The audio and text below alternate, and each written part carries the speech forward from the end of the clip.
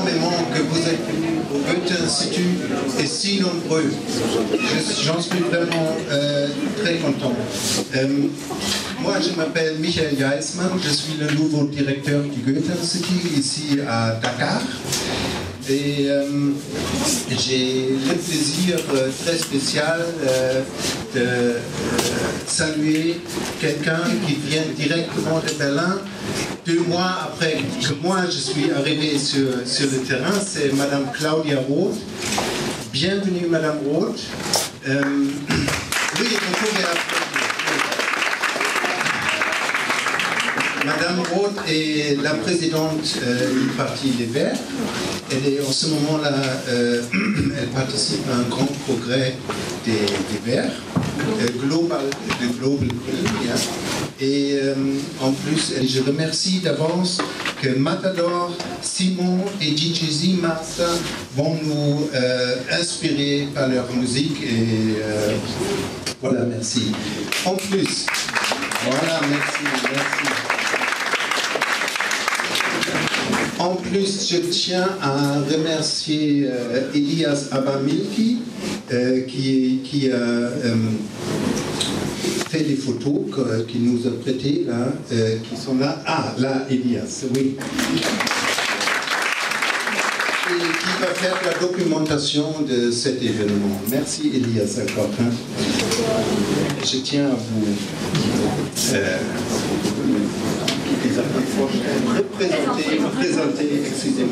présenter les participants de notre podium. Ce sont des gens qui ont d'une part analysé la situation au Sénégal et d'autre part qui ont participé aux événements autour des élections présidentielles. Donc je commence par la dame. C'est Madame Séverine Avenengo d'Alberto.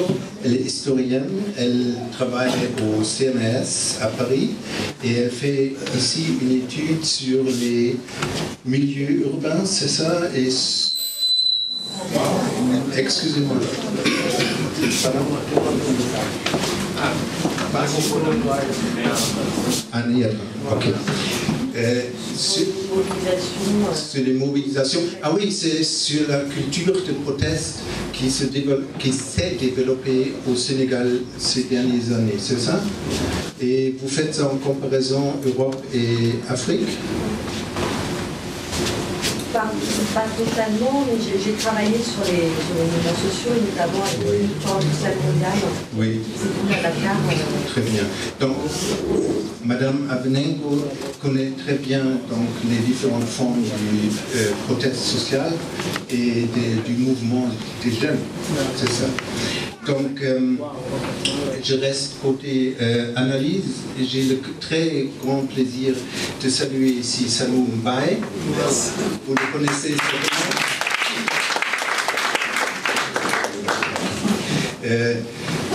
Je dis vous le connaissez, mais je dis quand même ce qu'il a fait. Il a été un des directeurs de la Banque du développement d'Afrique, c'est ça? Oui, il est modeste. Et aujourd'hui, il travaille comme écrivain, journaliste, et il vit à Londres, c'est ça?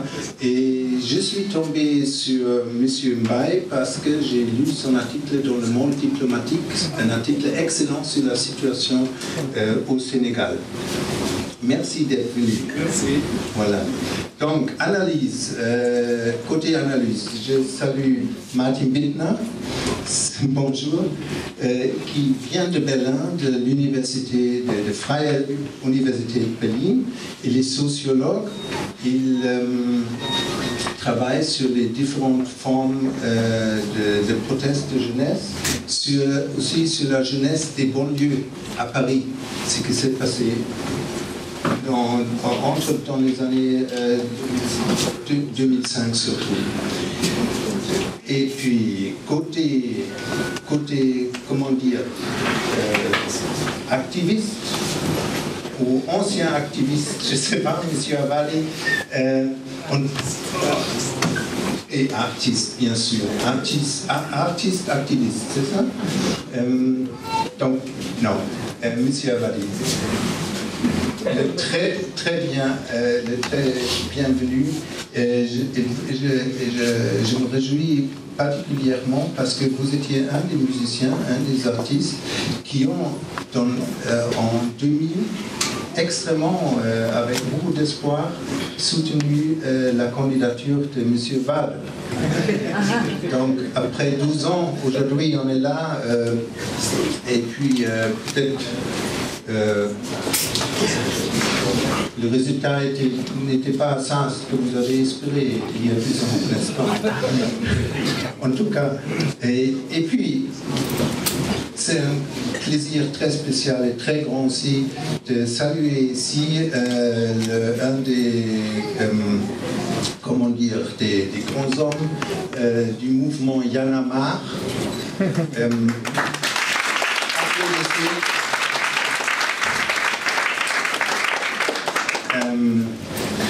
Je crois que le mouvement dont vous faites partie est en même temps un mouvement très moral, vraiment moral dans le bon sens, et politique en même temps.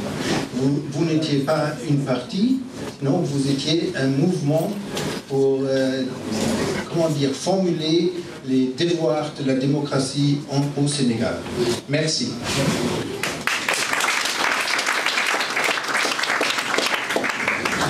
Donc,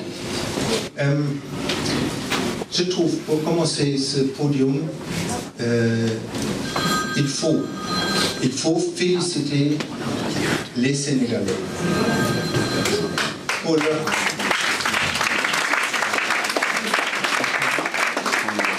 Vous pouvez continuer tout de suite à applaudir pour leur courage, pour la patience qu'ils ont montrée et la passion en même temps.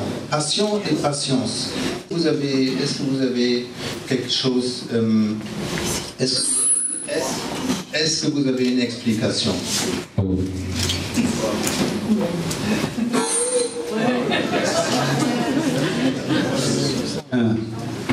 Merci.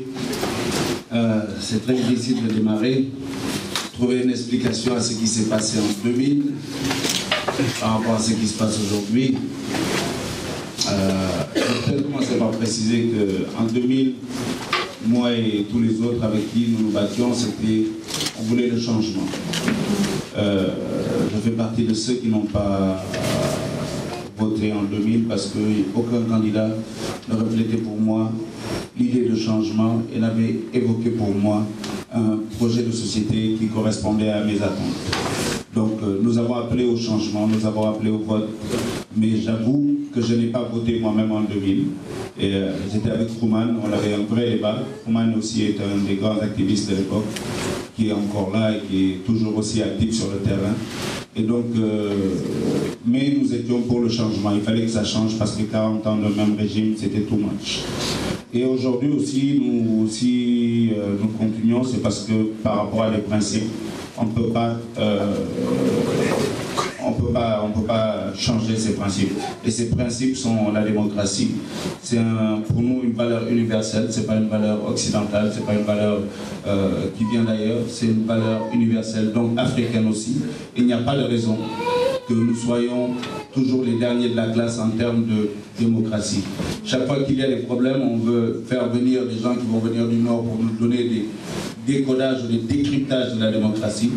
Le Sénégal est une vieille démocratie et pendant la colonisation, les gens votaient et connaissaient l'exercice démocratique. Aujourd'hui encore, quand je vois tout le monde qui s'émerveille, ouais, c'est magnifique ce qui s'est passé, j'ai dit non, c'est juste normal. Il ne faudrait pas qu'on soit...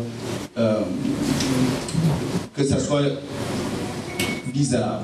Ça doit être juste, on doit juste dire c'est normal. Et donc c'est sûr par rapport à des principes qui sont les principes de justice, d'équité. Il faut savoir que nous, notre génération, on a connu l'année blanche, l'année invalide.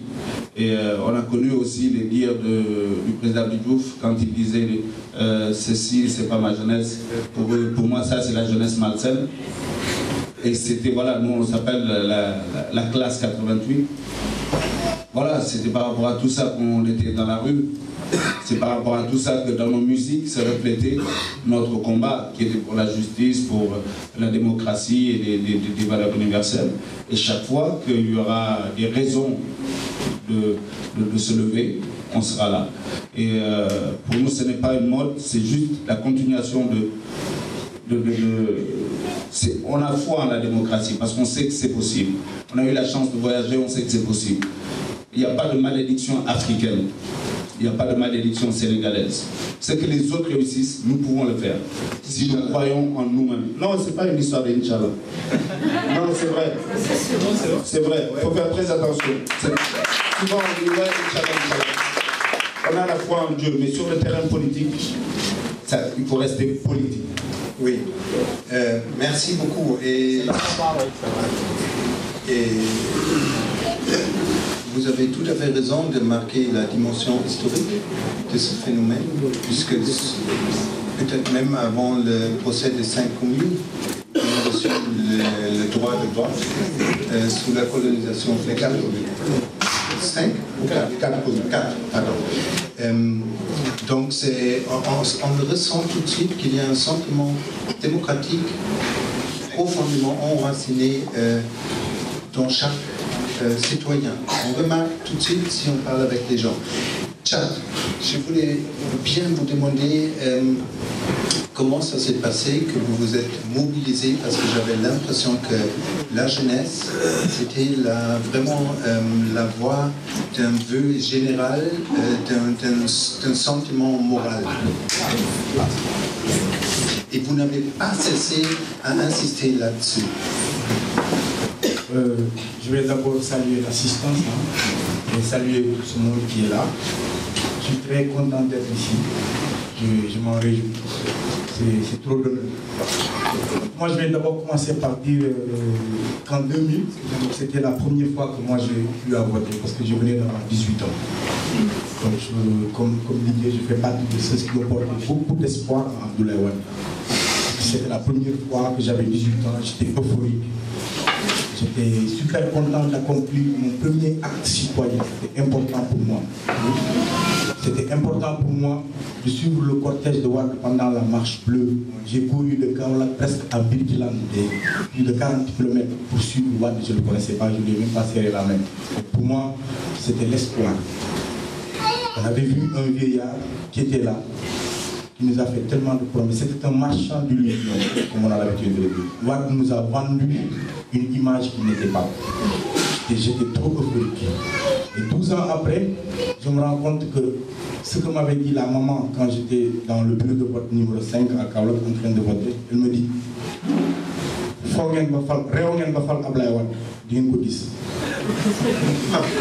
ça veut dire en français, vous êtes tellement impoli que vous avez voté pour Wade.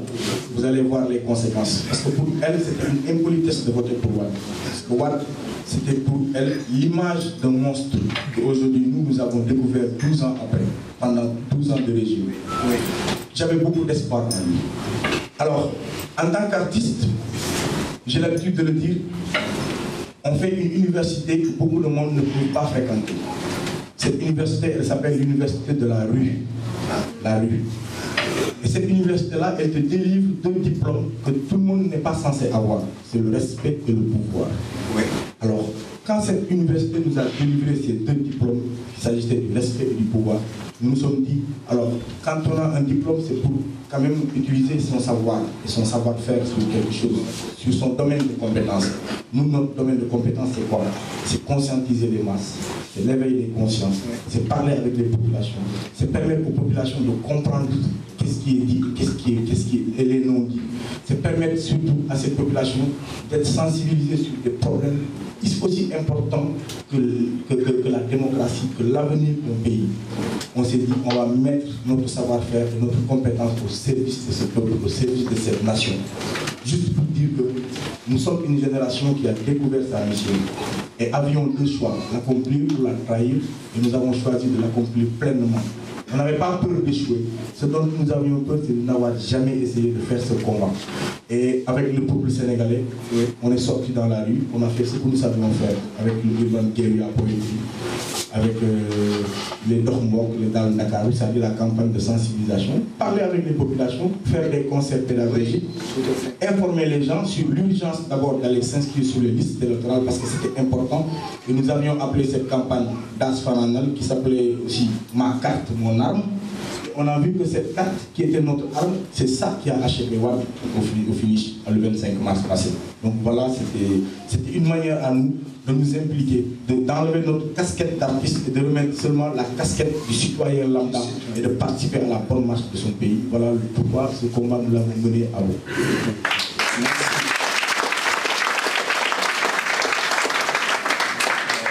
Je crois, Chad, que vraiment le monde entier a admiré ce sens civique que vous avez montré et comme je disais, la passion et la patience en même temps. Maintenant, vous avez dit vous avez dit quand même que vous avez eu l'impression d'être une génération, je ne vais pas dire perdue, mais une génération dont les espoirs ont été, comment dire, vendus en fin de compte, vendus et anéantis. Et je voudrais bien savoir, à côté de la personne de M. Wade, en quelques mots, quels sont les éléments qui ont trahi ces espoirs? Moi, je pense qu'on s'est trompé en prenant Wade comme un seigneur, un Dieu. On s'est trompé en pensant que le sort d'un pays repose entre les mains d'une seule personne. Alors, quand on a compris cela en 12 ans de régime de Wade, on a dit qu'il fallait rompre coûte que coûte avec le messianisme, un Jésus-Christ qui vient avec une baguette magique pour régler les problèmes du Sénégal. C'est un travail d'équipe. Voilà les raisons pour lesquelles on s'autocritique nous-mêmes en disant nous voulons être des nouveaux types de Sénégalais, des NTS. C'est un projet de transformation sociale, c'est-à-dire on se pose des questions soi-même, on se dit si aujourd'hui il y a un système qui est en place, ça veut dire que moi je fais partie de ce système. Si je me retire du système, le système aura une faille. Si monsieur se retire, X se retire, Z se retire, on ne parlera plus d'alphabet, mais on parlera de quelques lettres. Donc, s'auto-exclure du système fait une prise de conscience, fait faire aux autres une prise de conscience pour qu'eux aussi ils s'auto-excluent de ce système. C'est ce qui a amené qu'il y ait une cassure, une rupture. Et quand on parle de rupture, la rupture c'est le fondement d'une révolution. Là, on va repartir sur de nouvelles bases. On va repartir, on va refaire, on va redire et réécrire l'histoire en tant que telle. Parce qu'on est arrivé à un moment où, moi je pense que l'espoir en tant que tel, on l'a nourri avec beaucoup plus de laxisme et des sentiments. Je rappelle que le Sénégal est le seul pays où tu trouves un quartier qui s'appelle Harial. Ça veut dire attendre Dieu. Attendre Dieu, ça renseigne sur la mentalité des Sénégalais. Ça renseigne sur notre laxisme, notre fatalisme. Harial, on attend Dieu. Comment est-ce qu'on peut habiter un quartier pareil?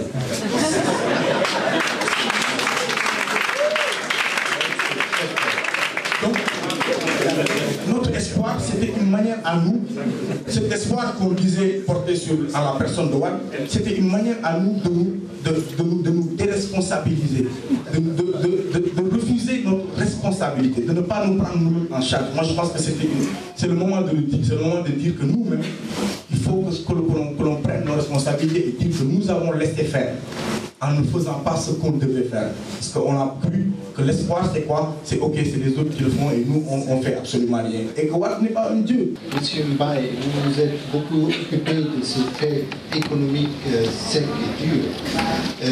Quelle pourrait être la base pour reconstruire le citoyen sénégalais? Tout à l'heure, j'ai donné des dynamiques. Vous savez qu'aucune de ces dynamiques ne manque au Sénégal. Nous avons montré la voie en matière de démocratie, nous pouvons montrer la voie en matière d'économie. Donc il y a des réformes à faire. Et ces réformes, il y a d'abord des réformes politiques. Et c'est quand même ironique que la gauche a pu signifier pour élire Wade en 2000. On a pu signifier pour élire Macky Sall. Donc il est temps quand même que la gauche, quand même, fasse sa mue et qu'on dépasse les clivages de marxisme-léninisme, de trotskisme, de maoïsme, pour vraiment constituer une gauche unie. Ça, c'est un premier point. Le deuxième point, c'est les réformes économiques. Franchement, l'Afrique, le Sénégal particulièrement, est trop dépendant de la France. Par le CFA, la convertibilité, le taux de change fixe, la présence militaire. Donc, franchement, là, il y a besoin quand même d'un certain patriotisme économique, un certain nationalisme. Si on prend le cas de l'Afrique du Sud, le cas du Zimbabwe, par exemple, il y a dans les générations, ici, le secteur privé est dominé à 90% par les Français. C'est Total, c'est B6 PMP, c'est Sonatel. Donc, on peut légiférer pour, par exemple, ouvrir ces capitaux aux Sénégalais, et puis que ça permettra donc d'arriver à un certain nationalisme économique. Il y a un problème fondamental, c'est aussi la transformation radicale des mentalités. Ce que les jeunes appellent le nouveau type de Sénégalais. Bon, moi je dirais même nouveau type d'Africain.